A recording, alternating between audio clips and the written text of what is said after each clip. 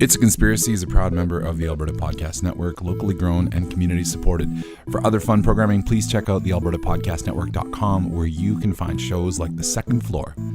Cockaboo, yeah! Cockaboo, yeah! Cockaboo, yeah! Cockaboo, yeah! It's a Conspiracy! Season 5, Episode 5, Toothpick. Welcome back, everybody, to It's a Conspiracy. This is the podcast where we lay out the beliefs behind selected conspiracy theories, alternative accounts, legends, myths, and more. I'm your host, Andrew, and I do not claim to be an expert on anything we're going to discuss today, and will probably be wrong about everything because I am just loving this drop in temperature. I know I prattle on about temperature and seasons and stuff, but we are right now, this is the prime time. So comfy sweaters, heavy socks, weighted blankets. Do you guys have weighted blankets? You down with that? Because that's amazing. I don't have a weighted blanket. Oh, man. I've used one once, and I'm just terrified of the price. Yeah, but it's the comfy stuff. Like if you guys want to get comfy, you get a weighted blanket and you're like, oh, I'm back in the womb. It's amazing. Yeah.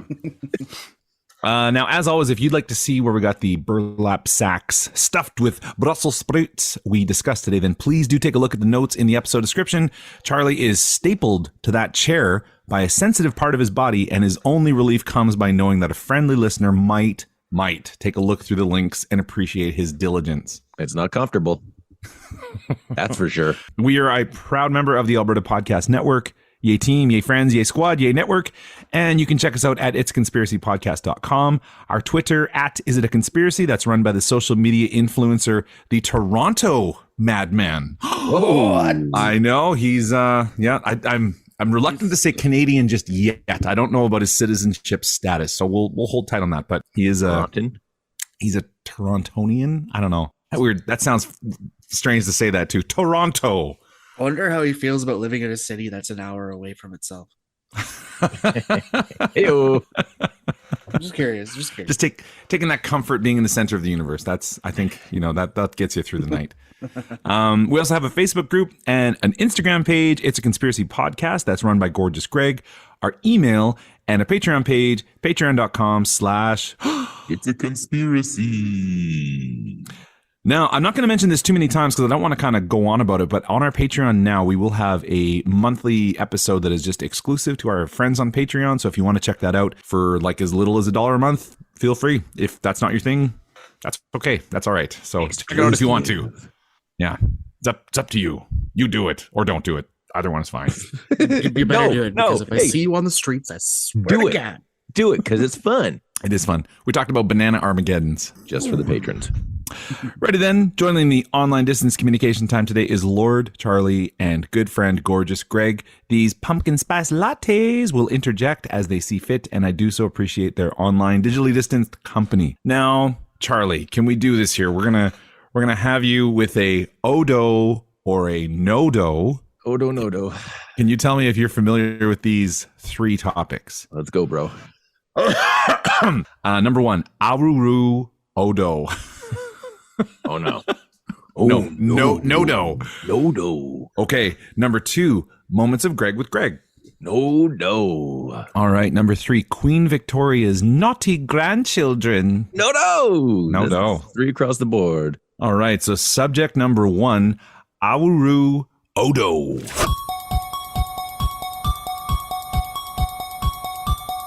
That's hard to say. That's awkward to say Awuru. But I think I'm saying it right. I'm probably not. Odo. He's not just my favorite character on Deep Space Nine, but that is also a special Nigerian folk festival that happens every 2 years around the end of October. This festival celebrates the spirits of the dead who are sort of running on their own calendar. Maybe they're politicians. Hey? This means that the spirits show up sometime between September and November, and they stick around for about 6 months before retreating to their spiritual realm beyond the stars. During this trip, the dead are welcomed by a celebration called Awuru Odo, or Awaru Odo, which features costumes and music performed on xylophones and drums, and the hope is that the ghosts are happy with what they see and they leave blessings for a bountiful harvest. The interesting thing here is that most of the party happens in secret, so it's a secret parade, and women are not invited. There we go. It's about time, right? Hey. Wow. Yeah. Oh, finally, something just for the men. Finally. I've never met these two guys in my entire life. Don't know who they are. I don't even know what I'm doing here. God, I wish every parade was a secret parade. Well, how would you know? There could be a secret parade happening right now. You wouldn't know. That's the best. That's the best. This is the best one. One that I don't have to know about and deal with. There could be an Awuru Odo happening in your neighborhood right meow. These are typically, the women are typically kept away from everything. And yet at the same time, they're responsible for providing enough food for the group. So it's like, you can't come and you can't know about it, but you'd better make sure we all have our sandwiches. You can make our hot dogs. Yeah. Oh, this is like a fantasy football league. As mentioned, the shenanigans involve the transformation of the dead into Odo characters, which include low, guttural speaking and large, embellished movements. The homemade masks are often huge, like a crocodile mask of bamboo and cloth that is carried around by several people. There's also something called the Igili mask, I think is how it's pronounced. And this one's only used once every 7 years, and that towers over the crowd. And then the Onyekulufa suit, which is made entirely of grass. So I'm just going to go ahead and share, if that's all right with you two. I'll allow it. This first one here is the Onyekulufa suit. So if you see it there, Grassy. made out of grass. Yep. Little guy here walking along. Very chill beside a grass ghost, I would say. And then this next one here is the Igili suit, which is Wow. Yeah, very cool. Made once every Well, I can once see why every it was 7 made years. only 7 years. Yeah. It takes 7 years to make something like that. After this one goes, then they have to start working on the next one, right? The next day. Takes time. These characters are easily identified by their archetypes. So the ghastly, gushing dead are organized into 6 groups. Number 1, elderly Odo.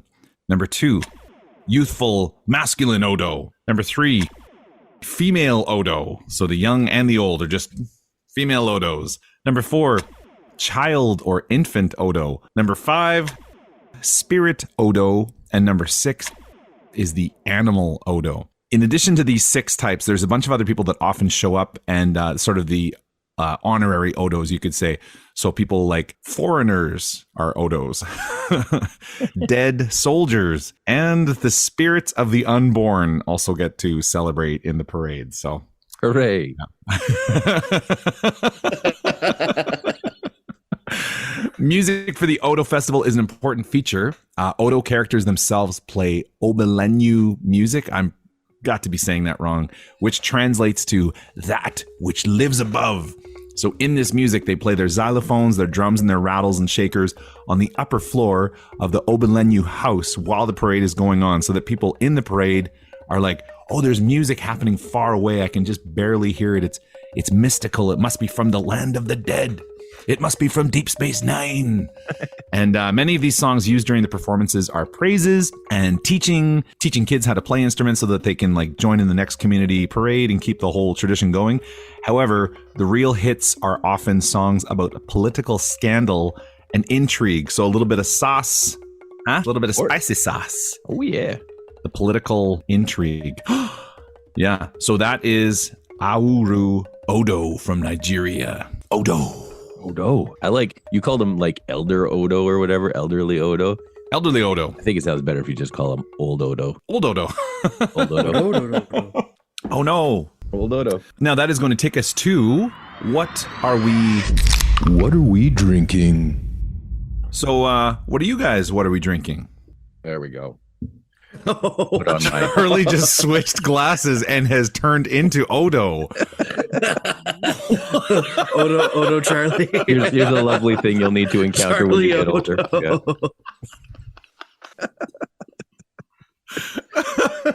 Here, let me start off the what are we drinking?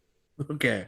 I'm drinking Passion Fruit and Strawberry Sour by Blind Man Brewing.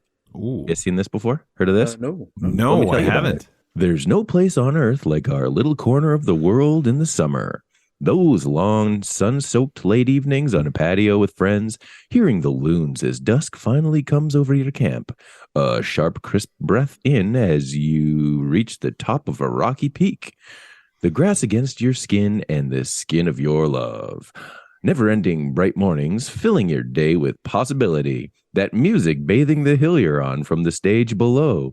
endless cool water flowing across your bare feet. Feeling the laughter around the fire will last forever and ever. And of course, that first sip of beer that just screams summer in a can. There you go. That's passion fruit and strawberry sour.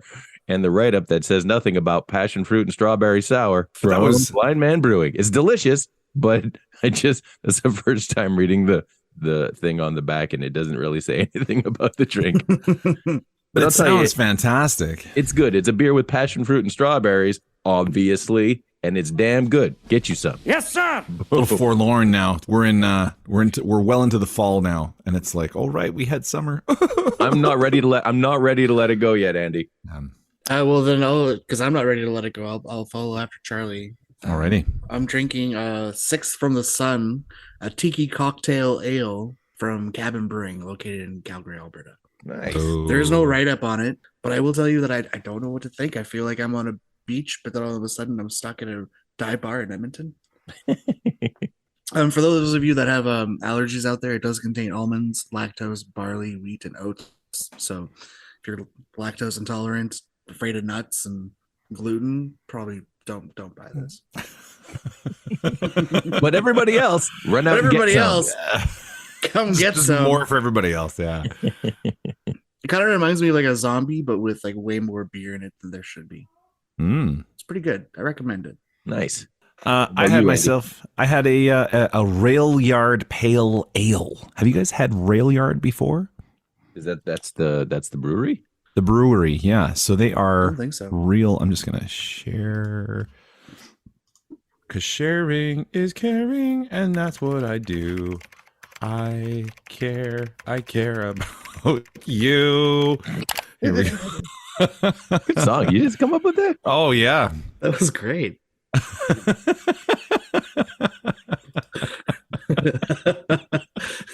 That should be the theme song for our Patreon. There you go.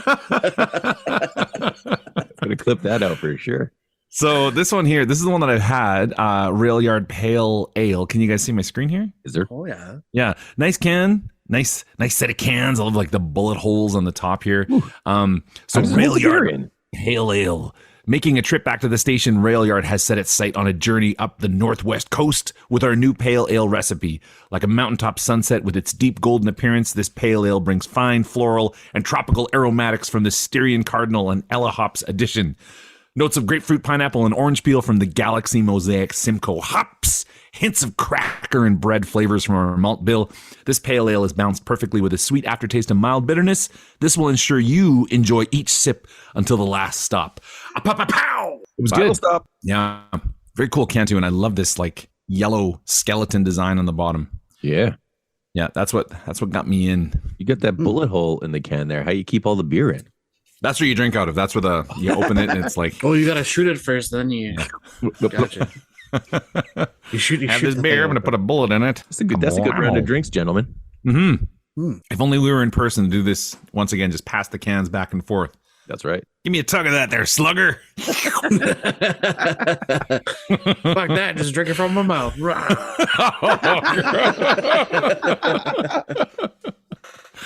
Well, that is going to take us to advertisement number 1.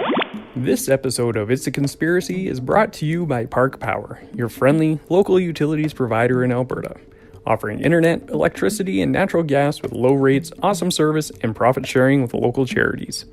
Winter is coming, and energy usage for all Albertans will be increasing, so now is a great time for listeners to look at their utility bills and ensure that they are on the best plan. Albertans have a choice who they pay their utility bills to. Park Power is happy to provide free, no-obligation comparisons. If you decide to switch providers, it's easy, and you can feel good knowing you are supporting a local business and helping to give back to our communities with your utility bills. Learn more at parkpower.ca. And we are back. We are at subject number 2. This is a moment of Greg with Greg. Moments of Greg. Behold, a real-life conspiracy that's stranger than fiction. You know Fondue, the dipping cheese that exploded in popularity in the 1970s? Its popularity wasn't an accident. It was the result of a carefully calculated marketing campaign led by the Swiss cheese cartel known as the Schweizerscheiss Käseunion AG. I think on the streets they were just called Big Swiss. If only. The cheese organization was in charge of the manufacturing and marketing of several popular cheeses, including Emmental and Gruyere, some of my favorite cheeses. Yum. Both of which are easily meltable. Well, the cartel didn't invent fondue. That happened much earlier, probably like the 1600s, but just for rich people, as it is now. Mhm. They did promote the use of these cheeses heavily at the expense of other Swiss cheeses that weren't as readily meltable, essentially manufacturing the fondue craze to serve their own cheesy interests. So essentially what ended up happening is during World War I, Switzerland decided to stay neutral, as they do in everything. Mhm, Neutral. mhm, Their cheese sales went down due to the rest of the world just being mad at each other and trying to figure out a good way to kill each other, which is pretty sad. We're too busy fighting to worry about cheese right now. To appreciate this cheese, the majesty of this cheese. Well, exports of the product suffered in part due to the devastation wrought upon customers in the surrounding countries due to World War I and also World War II. So what ended up happening is the Swiss cheese was purchased by the government and then put under their scrutiny and control. Initially, the Swiss Cheese Union was able to float the dairy market by buying cheese from the Milk Association at fixed prices and then reselling the cheese to itself. To itself, they bought their own cheese. But the logic of this was so dizzying that they could not be the final answer.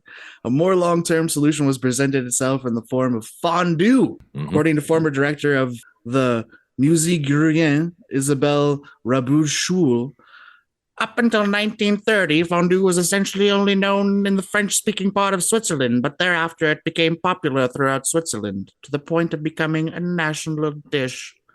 This was due to the success of intensive campaigns to promote cheese led by the Swiss Union of Marketing Cheese in the 1930s. Cheese production exceeded consumption, and hence, in order to expand the market for this former export, the Swiss needed to be convinced to eat more cheese. Eat more cheese. Essentially, not only do they, take all your money and hide it from every other government in the world, they force us all to get fat by trying to sell their own cheese and marketing in such a way as, why not put cheese on everything? You got bread, put cheese on it. Put a little cheese on there. You got some deep fried meat and oil, put some more cheese on it. Yeah. You got some potatoes sitting there on your plate, cheese, hello. cheesy. That sounds They good. even went so far as to promote the Swiss cheese cartel by them being allowed to basically endorse sports in the Swiss, which I think the only Swiss sport that they have is like skiing due to the Alps. So if you guys would allow me to share, which I believe allow it. Please. Charlie has already done. Thank gosh. I gotta hide that one first. Hey, Yeah, just shut that window. yeah, That's there we a go. Special private Hold on time a window. second. So I will share firstly their insignia, which is the Schweizer Swiss cheese cartel logo. So Swissy. That is them. You guys see it? Sorry, this is Kate. We have to the Schweizer Swiss. No, it does not say Svizera? Schweizer. Schweiz Swiss. Schweiz. Schweiz. Sorry, That means something, Swiss. Andrew. I don't know what it means. I don't know. I'm sorry. I didn't mean to say a bad word, but Schweiz Swiss Svizera. Is that what that says? That's It says exactly what it says. And then Switzerland underneath, just in case you were curious. Switzerland. But also to show you how far they went into trying to promote Swiss cheese, the national Swiss skiing team holding a giant brick of Swiss cheese. I think that's actually their trophy. Whoa. First place. Yeah, First- baby. Might have to do some research on that one and then record another part where it's like, yeah, that was the trophy. Here's your Totally. big Just Swiss slice. a wheel of cheese. So not only in a world where we have to worry about big tobacco, big alcohol, big mayonnaise, we have to worry about big Swiss. Big Swiss. Big Swiss. They're coming for us. They're coming for you. They're coming for your arteries. Watch out. There's another cartel you didn't know about. See you in the future. That does tie in an interesting way that I don't want to quite get into here, but in our next subject. This is a segue. But yeah, Swiss cheese. It's a whole lot of fun. Hey. Hey, buzzing. All right, so subject number 3, Queen Victoria's naughty grandchildren.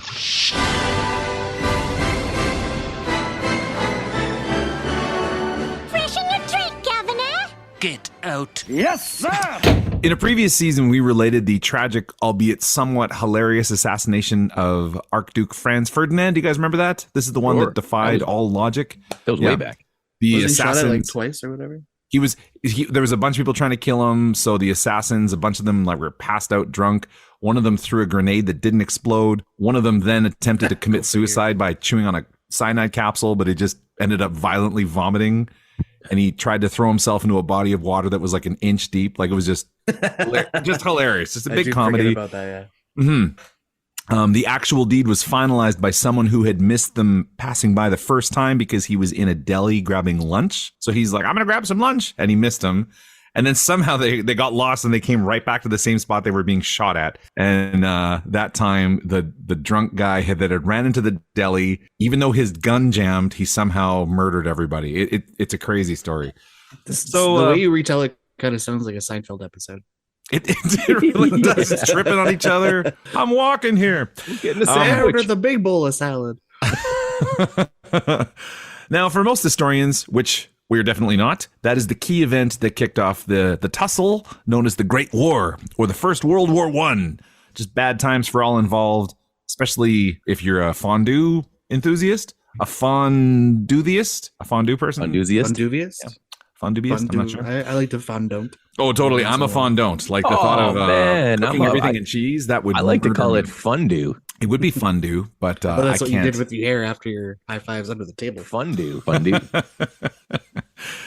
Now, there is a factor that has not really been covered with the countries that were all dogpiling onto each other in the skirmish. A number of the countries that ended up at war happened to be led by a very small group of spatting cousins, which means really that World War I was actually a bit of a family affair or a domestic spat, if you will.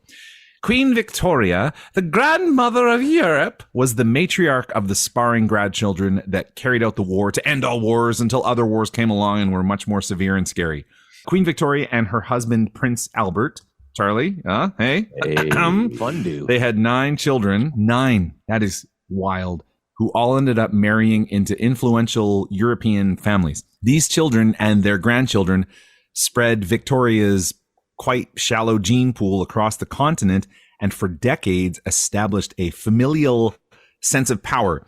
So, for example, their daughter Victoria, or Vicky as she was known, married into Prussian nobility, and their son ended up becoming none other than Germany's Kaiser Wilhelm II. So the leader of Germany during World War II or World War I was Queen Victoria's grandson. Is he also the same guy that invented the scream? That's a different Wilhelm. I'm sorry. Oh, Can you sorry. give us an example of a Wilhelm here? Here's a Wilhelm. Keep I'll give you- stepping on my Wilhelm. Here's an example of a Wilhelm. And their daughter, the Kaiser's daughter, Sophia, she married someone named Constantine, who ended up being the king of Greece. They also sired George V, the future king of England, and another daughter ran off with the Prince of Denmark, who later on became King, I'm probably going to say this wrong, King Hakon VII of Norway. So just royalty all over the place. Their daughter Alice, who passed away at the young age of 35, had 7 children. One of them ended up marrying the future Tsar Nicholas II. And she had all of those kids that ended up being shot in a shack somewhere in the Russian woods. Well, that's nice. To Great. I know. Yeah, scary This stuff. took a dark turn right away. Dark turns. Their son Alfred was a German duchy whose daughter became the Queen of Romania after marrying Prince Ferdinand, not the one who was shot. Their son Arthur served as one of the first governors of Canada, and his daughter ended up marrying someone named Prince Gustav, who ended up being the future king of Sweden. Sweden! Their son Leopold was the Duke of Albany, and his son Charles Edward, the Queen's own grandson, was stripped of all military honors after it was discovered that he had enlisted in the Kaiser's army the Kaiser's army in Germany to defeat England. So they're like, that's the Queen's grandson. He's fighting against England with the Germans. This is crazy. Take away his military honors. Their youngest, Beatrice, married a German prince and raised a family which included a daughter named Victoria Eugenie, who was later the Queen of Spain alongside King Alfonso. How great is that name? Alfonso. King Alfonso. Victoria died, Queen Victoria. She died in 1901, which was about 13 years before WW1. And she didn't get to see her tender angel babies kicking up the dust. But at the beginning of 1914, when Germany, along with Austria-Hungary and the Ottomans, squared off against the UK, including Canada, Romania, and Russia, her grandchildren were directly involved in the running of Germany, Norway, Romania, Russia, Greece, Sweden, and Spain. So like her family on both sides of the conflict were calling the shots. Jeez. So a number of her other grandchildren and great-grandchildren served in a variety of armed forces across the conflict. In fact, her daughter Beatrice's son sustained critical injuries in the same battle that left Kaiser Wilhelm's nephews permanently disabled as well. So same battle, you got like 3 people with lifetime injuries. Now, this all sounds like the family needs some Dr. Phil-esque relationship counseling. No kidding. But perhaps the real issue here was the Game of Thrones level incest that was going on. So to begin with, Queen Victoria and her husband Prince Albert were cousins. And this inbreeding had resulted in things like the exchange of a gene causing hemophilia, something that would play into the downfall of Russia's Tsar a few short years later. So that's why they got that, who's the mystic guy? The scary... Oh, Grigory Rasputin. Rasputin. So they brought in Rasputin to help out with their son's hemophilia, because it would like go away whenever he was around. Yeah, sure. That's why they brought him in. And then they'd be like, okay, you get out of here. You're giving everybody the creeps. And he'd be all hemophilia again. And they're like, well, he's hemophiliaing again. So we got to get that Nicholas guy back, Rasputin guy back. They also had the infamous Habsburg jaw, which was a physical defect that left the individual with an overly prominent lower jaw that made eating and speaking nearly impossible. So It's like the Robert De Niro face. Spain's King Charles II was born sterile, unable to walk until he was 4, could not chew or digest food properly, and has been described as the most inbred royal of all time. So he was so inbred that people looking at his gene pool were like, he is more inbred than someone whose parents are brother and sister. Like somehow he's like the Olympian level of inbred. This may be where the old award you really want. It's not an award you want. No, definitely not. The Raisin Bread Award? We won the incest award. This is probably where the old saying, cousins make dozens, comes from. And after Charles II, a committee decided that perhaps it was time to widen the circle of trust and allow the infrequent outsider to contribute genetic material to the kiddie pool. Probably too little too late, as the lack of logic skills, overly aggressive behavior, and general mental instability was about to truly flourish with the advent of the First World War. So just inbred cousins fighting it out. In the aftermath of the war, the various monarchies found themselves worse off than ever before. Kaiser Wilhelm abdicated after Germany's defeat. The Romanian royal family fled into exile. Victoria Eugenie and King Alfonso barely survived an assassination attempt on their own wedding day. And then, of course, poor Tsar Nicholas and his family were ousted by their own people and, like I said, murdered under very suspicious circumstances. And that's what that whole thing with, what's her name? The girl that might have been their daughter. Anastasia? Anastasia, yeah. So that comes from she maybe escaped, but nobody really knows exactly what happened. No, they do know exactly what happened. Let's save that for opinion time. I think you're right. I think when they identified her body like in a, yeah. That does, yeah. They've all been accounted for, is all I know. They've all been okay. This was also at the time that King George V changed the royal name. So the royal family of England, up until that point, had been the very British sounding Saxe-Coburg-Gotha. So King George V, who married Princess Mary of Teck, which again was his own cousin, he changed the UK family name to Windsor. So it's now Windsor, which sounds a little more British than Saxe-Coburg-Gotha. Yeah, that sounds like Sounds like a sneeze. Is that more a military team or like fraternity? Or like a sci-fi RPG. Today, there are still relatives in the royal families in Norway, Sweden, and Spain, and of course, the newly minted King Charles, who's Victoria's great-great-great-grandson. In fact, his own parents, Queen Elizabeth and Prince Philip, I'm trying to be respectful of this, but they were also cousins. So it's, yeah. Actually, Prince Charles was also into keeping things within the family, as his first wife, Diana, was another distant cousin. And things have improved with Prince William and Princess Kate Middleton, as the two are mostly unrelated. They're 14th cousins. And Harry, the artist formerly known as Prince, he went out of his way to buck the trend. I tried so hard, man. That's so good. I'm sorry, that was just way too good. The artist formerly known as a prince. Oh, okay. I'm going to try this again. Oh, I thought I could get through that.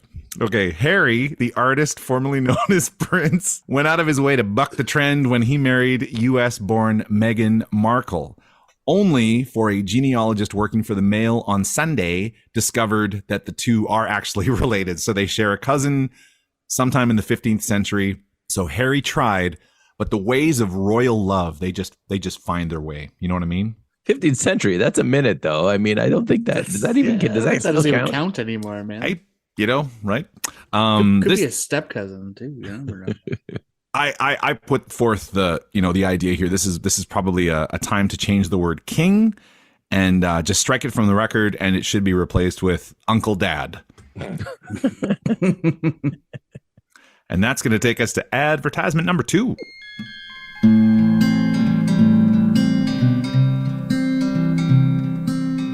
This episode of It's a Conspiracy is brought to you by Alberta Blue Cross. Life as a business owner can be hectic, to say the least. Alberta Blue Cross understands that. They offer flexible health, dental, life, and disability coverage for your employees. Even better, you can let your staff enroll and manage their coverage at any time and on any device. That makes life easier for them and for you. You've got this when it comes to group coverage for your small business, and Alberta Blue Cross has got your back. To learn more and explore your options, head to ab.bluecross.ca.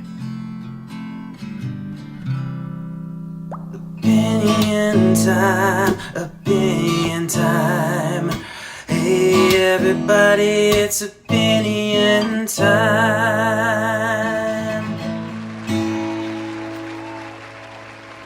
So we are in our opinions time here. Right then, Chunks, what was our first theory? Do you remember going back to the beginning, to the Genesis? So long ago. It feels like a while ago. I believe the thing was Meet the Odos. Mm-hmm. Meet the Odos. That does sound like a nice show. And then our second was a you're having some type of cartel. It's real fun. That's right, the Swiss. I was trying to think of what the Swiss Suivre. The Schweiss, I don't even remember what it just that is a great word, and I was trying to think of it. The Schweiss Zwiebel. Fondue. Let me look it back up, because this is great to say. Like it's fun. It's something that begs to be shouted. Shouty. It's a shouty word. It's a shouty word. The Schweizer Kostunion IG. There it is. And that's pretty great. Not Schweizer or Scheiße. Not Scheiße. Schweizer Kostunion. And then G-Money, what was our third city? That the World War I and II was basically based on a bunch of inbred people arguing over breakfast. Yeah. Like Uncle Daddy's Gone Wild. Yeah, Uncle Daddy's Gone Wild. I don't know. You got a breakfast, but yeah, no, they would be. It could have started with a breakfast. That sounds like more of a brunch thing. When you got that much money and power, you could put breakfast at any time. Totally, breakfast is a mealtime, anytime. So, what do you guys think about Awuru Odo? Sounds like fun. Sounds like fun costumes, cool music. Nigeria would be cool to visit. Yeah. Have you guys heard of this before? No. I've never heard of this before. Yeah, cool stuff. I'll have put in some of the music from the festival into it. There's some really cool examples. And I love that whole xylophone and drum thing. Personally. Xylophones, they're fun. Mm-hmm. I kind of agree with Charlie about the whole like I want a random parade to happen because like all of a sudden my mind went to like Ferris Bueller's Day Off and I was like, what the fuck was there doing a parade in Ferris Bueller's Day Off? It was just a random parade. Well, my thing is, I don't want a random parade to happen. Oh, A secret parade. The more secretive they are, the more I don't know about them, the better. But it was secretive, and all of a sudden they're in a parade. Every day, well, I think the idea was that you'd just be sitting there and you'd hear music from afar, and you'd be all like, "Oh, it's I probably can leave. ghosts. It's time to go. It's the ghost parade. They're Ghost. here. Yeah. Gotta go." As for fondue or fondue, the advent of meltable cheese is definitely a thing because if you want to have something like feta, which is amazing, but it'll drive you crazy because it's just won't melt. So if you want to make it's super crumbly. But and you're looking for some kind of sauce, and then the Swiss come along, they're like, "Oh, you like the sauce? Here's the sauce." You're like, "Oh, where's this been my whole life?" And it's amazing. It tastes been good. on an alpine skiing hut that you've never been to because you can't afford to go there. Absolutely, but like you could put an apple in that stuff, and it would taste great. Like it works on everything. There's something about it that just is magic. Our bodies are like, "Yep, I accept this. Let's eat it." I just think it's hilarious that a whole government decided is like, you know what we need to do is kill the world with cholesterol. By the way, we're neutral. Don't worry about us. Mm-hmm. It's us against everybody. Yeah, I think it's I don't know if it's a true story or not, but I think the book is kind of based on like nonfiction elements. It's called Thank You for Smoking. Have you guys seen this before? Oh yeah, I saw the movie. Yeah, and the advocates are like cigarettes versus alcohol, and then in the end, the guy's like, cheese kills way more people than cigarettes. Is that actually a thing? Like how that book ends? Well, that's an element of the movie. They're like, I don't know. cheese and stuff like that. And I think he's got a point. I mean, to be honest, we're big people eating lots of heavy foods. So I don't know. so processed. Yeah, I'm it's so good. I'm not big. I'm just husky. You like husky men, don't you? And what are you guys feeling on? I know we're coming up on Remembrance Day here about naughty grandchildren from an inbred family starting wars. See, none of this, y'all just would have accepted therapy a lot earlier in your lives. We wouldn't have had to go to these extremes. Like chat it out, be friends. Yeah. You are family after all. Mm-hmm. Blood is thicker than water. And they just would not stop like marrying each other. It's still happening. It's weird. Guys, It's like stop marrying each other. like, just widen the pool. There's other people. It This is doesn't not have a to be. tradition that we need to keep. Yeah, totally. There's things like Tinder. You don't need to like crack open the family photo album to like find a suitable partner. Like, But they've got a different one now. It's called Winder. No. yeah, I know. It is wild though. It's not really a conspiracy so much as just an odd fact that the leaders of all the countries involved basically were family members. Like that does add a lot to it.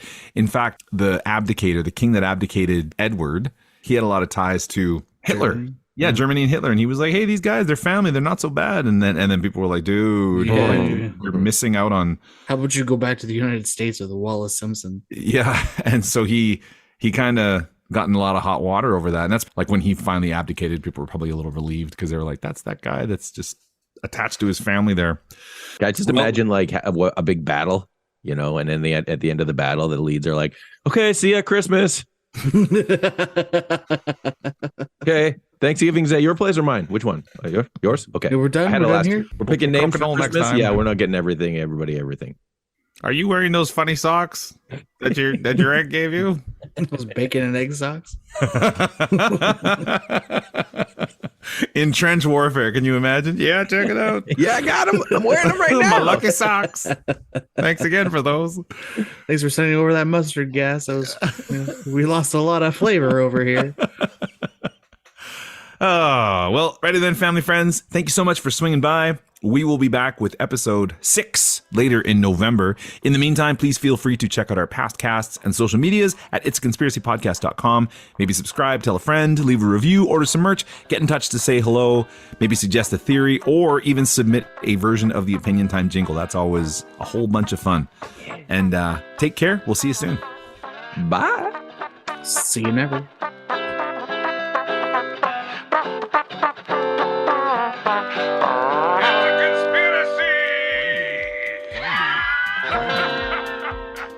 Fondue.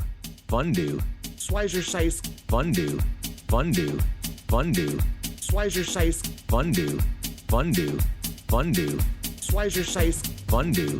Fondue. Fondue. Scheiß. S-Union AG.